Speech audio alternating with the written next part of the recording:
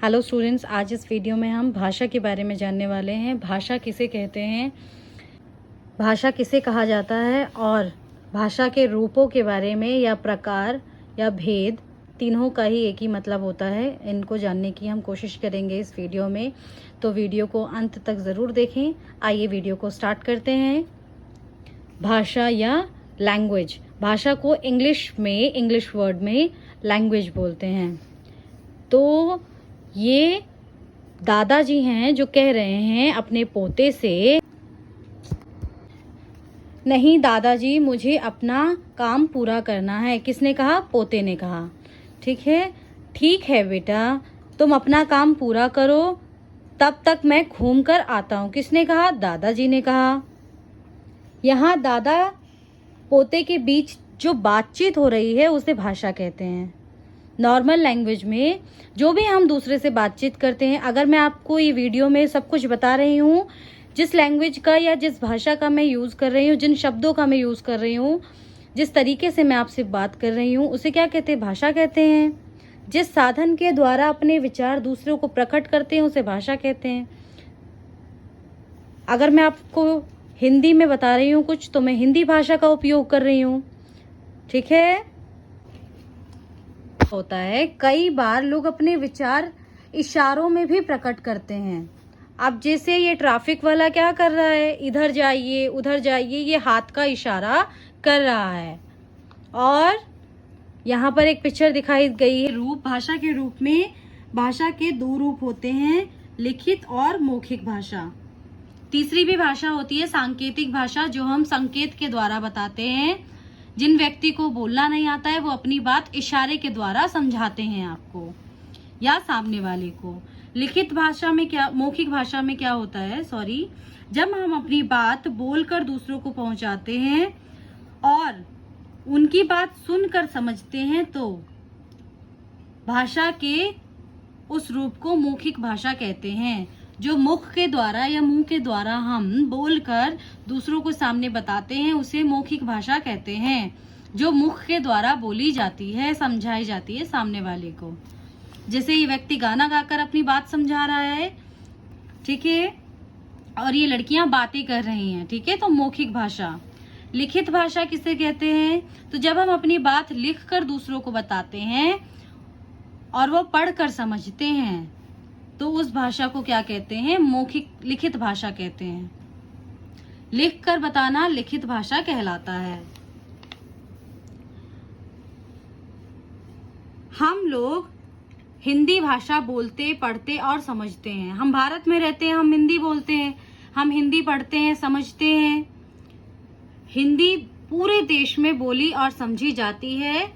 यह हमारी राष्ट्रभाषा है। पूरे राष्ट्र में हिंदी बोली जाती है, इसलिए हिंदी भाषा हमारी राष्ट्रभाषा है। हिंदी हमारे देश की राजभाषा भी है।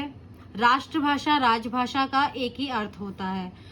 स्कूल में हम इंग्लिश, संस्कृत भी पढ़ते और लिखते हैं। सब्जेक्ट्स होते हैं हमारे पास Hindi, history, science, political science, और ये सभी सब्जेक्ट्स होते हैं। तो उसमें हम संस्कृत और इंग्लिश भी, अंग्रेजी भी पढ़ते हैं।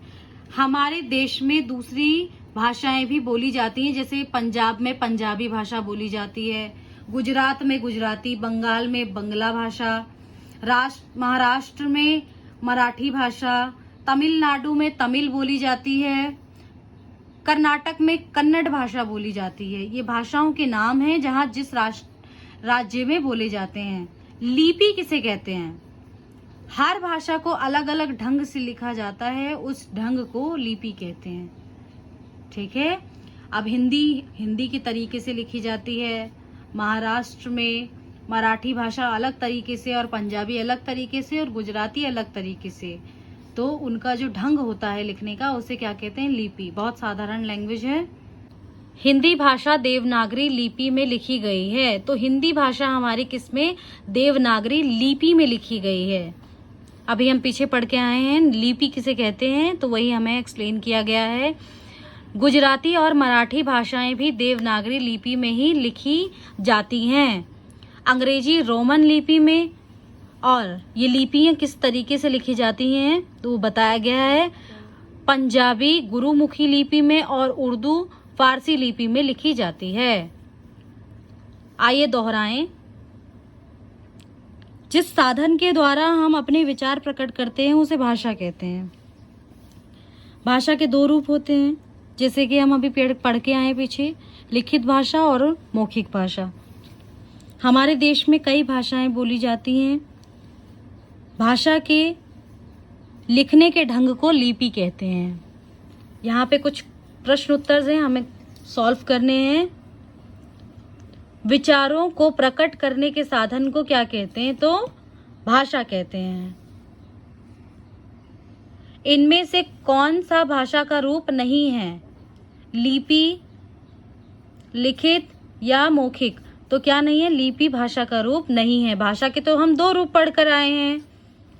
हिंदी किस लिपि में लिखी गई है? तो अभी हमने पढ़ा है, आगे देख के आइए, देवनागरी। तो आंसर होगा देवनागरी लिपि। हमारी राष्ट्रभाषा क्या है? हिंदी। इनमें से कौन सा लिखित भाषा नहीं है? पढ़ना, लिखना, बोलना।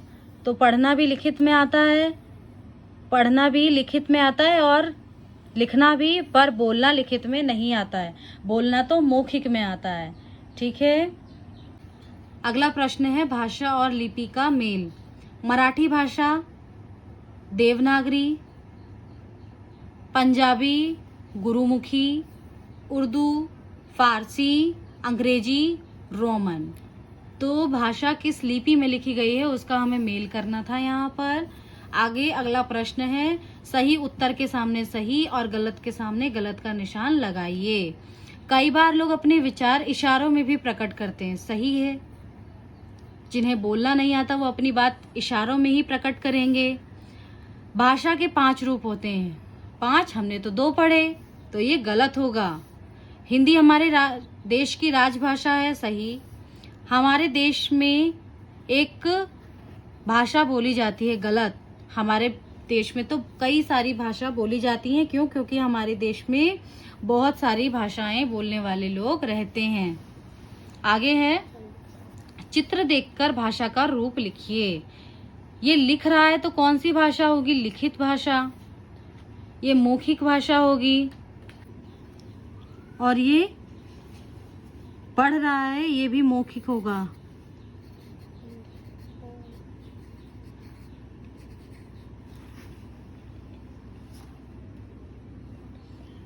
आई होप ये वीडियो आपको पसंद आई होगी, तो प्लीज चैनल को लाइक एंड सब्सक्राइब करना ना भूलें। भाषा हमने आज जाना, भाषा के अंदर ही हमने लिपि को भी जाना।